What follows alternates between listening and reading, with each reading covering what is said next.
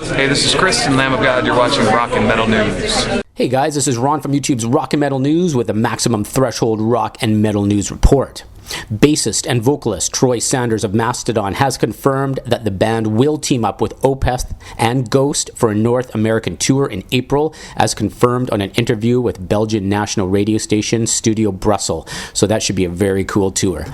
Black Sabbath, Geezer Butler has posted on his official website, geezerbutler.com, with the following update regarding the band and the health of guitarist Tony Iommi. Quote, "Greetings, Earth people. Today, January 19th, we got the engines back up and running at Tony's home studio. Far from being down and depressed about his lymphoma diagnosis, Tony has already written the music for 2 new songs, and I must say it has given us all a kick in the rump. It's great to hear him churning out those riffs again." So it looks like Tony's health is doing okay, and the Black Sabbath record is on progress. The Pulse of Radio, Creed and Alter Bridge guitarist Mark Tremonti says that his upcoming debut solo album will be heavier than all those other bands and contain even more lead guitar solos that he does with any of the other groups. Speaking with ARTISTdirect, Tremonti said most of his stuff is more up-tempo and heavy riffing. "I had to write 11 solos for this record, so it took me a long time," said Mark. There's a lot of soloing.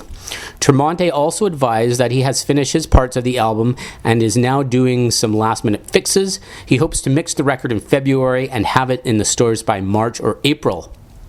Also, Creed are heading out on a spring tour, which the band will play its first 2 albums, My Own Prison and Human Clay, in their entirety. Creed is also working on a new album for release in 2012, and Alter Bridge is set to tour Australia in late February or early March. Continuing with your MaximumThreshold.net rock and metal news, fans that have seen Unearth live in Alaska, Japan, and on their US and Canadian tour with Chimera may have noticed a new member.